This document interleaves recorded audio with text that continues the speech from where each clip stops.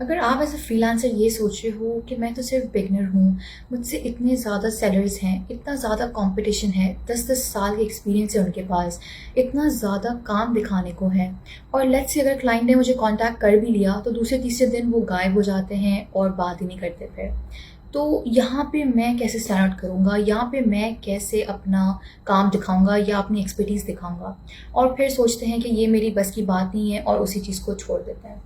तो मैं आपको बताती हूँ कि असल में मसला आप नहीं, आपका एक्सपीरियंस नहीं, असल में मसला आपका क्लाइंट से बात करने के तरीके में है। तो आज मैं आपको एक तरीका बताती हूँ जिससे क्लाइंट के सामने सिर्फ आप एक्सपर्ट साउंड नहीं करेंगे, एक रिलेशनशिप भी बिल्ड नहीं करेंगे, बल्कि क्लाइंट को तो और कोई सेलर नज़र ही नहीं आएगा। है ना कमाल की चीज़? बट आप ये सोच रहे होंगे कि ज़रूर कोई इधर फेक ट्रिक होगी, ज़रूर कोई फेक रिव्यूज़ की बात हो रही होगी, बट ऐसा बिल्कुल भी नहीं है। आप क्लाइंट्स के साथ सिर्फ रिलेशनशिप ही बिल्ड नहीं करेंगे बल्कि उनसे अपनी प्राइस भी मनवा लेंगे। और वो कैसे? पॉइंट नंबर 1, प्राइस आपने बताई, नुकसान आपने उठाया। वो कैसे? तो बात यहाँ ये है, फॉर एग्जांपल क्लाइंट आपके पास आता है अपनी सर्विस, अपने काम की एक ब्रीफ समरी लेके कि मुझे ये करवाना है।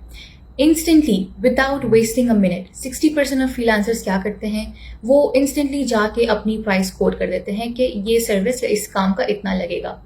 एंड तब क्या होता है या उसके बाद क्या होता है, क्लाइंट के दिमाग में क्या बात चल रही होती है। जैसे ही उन्होंने आपकी प्राइस देख ली, वो दूसरे सेलर के पास चले जाएंगे या तीसरे सेलर के पास चले जाएंगे और उनसे अपनी प्राइस को कोट करवाएंगे। जैसे ही उनके पास मल्टीपल प्राइसेस आ गई, उन्होंने कंपेयर करना शुरू कर दिया और फिर उसके बाद सैडली जो लोएस्ट प्राइस वाला होता है वो जीत जाता है और यहाँ पे प्राइस कॉम्पिटिशन हो जाता है या प्राइस वॉर हो जाता है। तो इसी चीज से आपने बचना है, इसी चीज को आपने अवॉइड करना है और इसी चीज को आपने कंप्लीटली अपने दिमाग से निकाल देना है कि इंस्टेंटली कभी भी प्राइस नहीं बतानी। तो अब क्वेश्चन ये है कि प्राइस नहीं बतानी तो करें क्या या बात क्या करें? बिकॉज अगर क्लाइंट हमसे पूछता है कि हमें प्राइस बताओ या हमें कोड दो कि कितना लगेगा, कितनी ड्यूरेशन होगी, तो प्राइस नहीं बताएंगे थोड़ा अजीब नहीं हो जाएगा? बट इस तरह हम आ जाते हैं हमारे पॉइंट नंबर 2 पे। पॉइंट नंबर 2, सवालों से जीतो अपने क्लाइंट को। और यहाँ पे हमें क्या करना है? फॉर एग्जाम्पल क्लाइंट आ जाता है आपके पास अपने सर्विसेज काम की ब्रीफ समरी लेके और पूछता है कि इसकी प्राइस क्या हो गई। प्राइस तो आपने बिल्कुल नहीं बतानी, इंस्टेड आपने क्वेश्चंस करने हैं, questions related to the work. उनसे डिटेल्स मांगनी है और उसी क्वेश्चंस के थ्रू अपनी एक्सपर्टीज शो करवानी है। फॉर एग्जाम्पल क्लाइंट आपके पास आता है, कहता है आई want a 5 pages basic website. Let's say आप एक वेबसाइट डिजाइनर हो, क्लाइंट आपके पास आया, उन्होंने कहा कि I want a 5 pages basic website, what will be the price? तो एक एवरेज फ्रीलांसर क्या करेगा कि okay this would cost $100 and I would take 2 to 5 days for this work.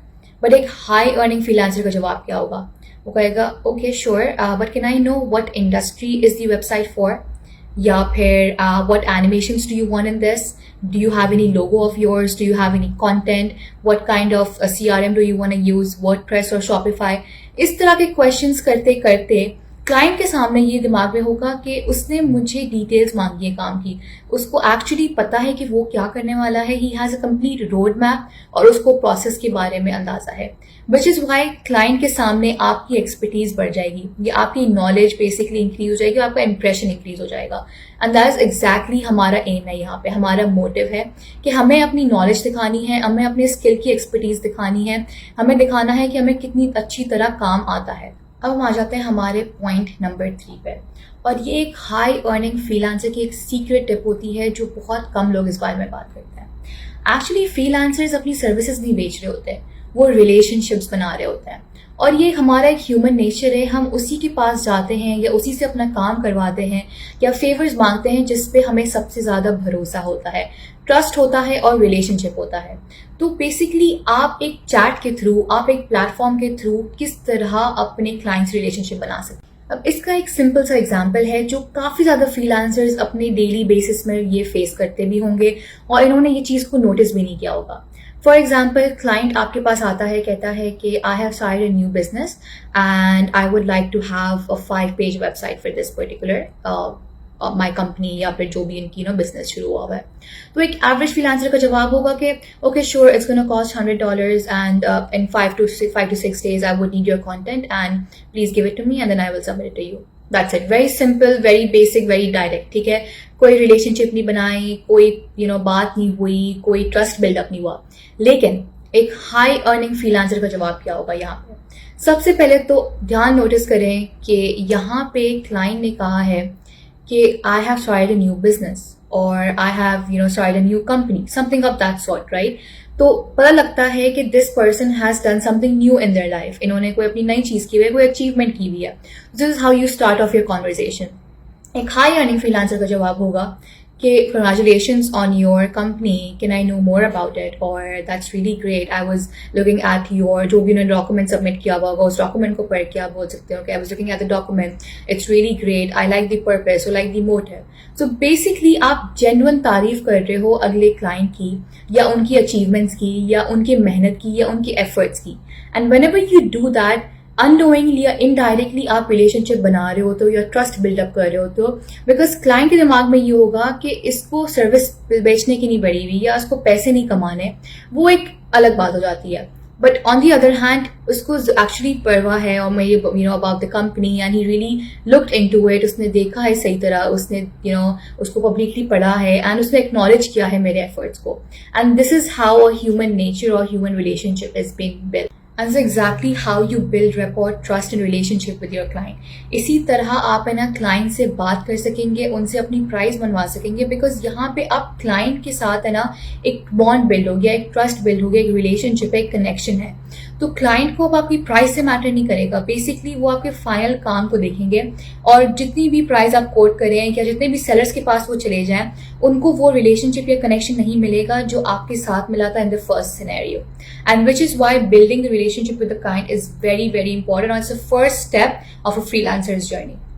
तो अगर ऐसे ही आप फ्रीलांसर हैं या फिर बिगनिंग है बिगनर्स हैं या फिर इनिशियल स्टेज पे हैं या फिर बस शुरू ही करने वाले हैं या फिर आप मिड लेवल पे भी आपको क्लाइंट्स मिल रहे हैं और कोई कंप्लीट रोड मैप चाहिए किस तरह और स्किल्स को बेटर करके या और अच्छी स्किल्स ढूंढ के जो कि हाई डिमांड हो, लो कंपटीशन हो, एक किस तरह आसान तरीके से टिप्स एंड ट्रिक्स यूज करके ऑब्जेक्शंस जो आते हैं डेली बेसिस पे उनको किस तरह ओवरकम करना है और मेन चीज जो है वो कंपटीशन से किस तरह स्टैंड आउट करना है, वो चीजें अगर आपको जाननी है तो नीचे दिए गए लिंक पे क्लिक करें। वहां पे आपको एक रिसोर्सफुल मास्टर क्लास मिलेगी जिसमें ये सारी चीजें इंक्लूडेड हैं। और अगर आप उससे भी ज्यादा सीरियस हैं और आप एक कंप्लीट 0 से लेके 100 तक कंप्लीट ट्रेनिंग चाहते हैं, कंप्लीट कोचिंग चाहते हैं, एक्सपर्ट्स के नीचे काम करना चाहते हैं और अपनी मिस्टेक्स को अवॉइड करना चाहते हैं, उनको बेटर बनाना चाहते हैं और कंपटीशन को बीट आउट करना चाहते हैं, तो फिर हमारा 7 वीक ट्रेनिंग प्रोग्राम भी ज्वाइन कर सकते हैं।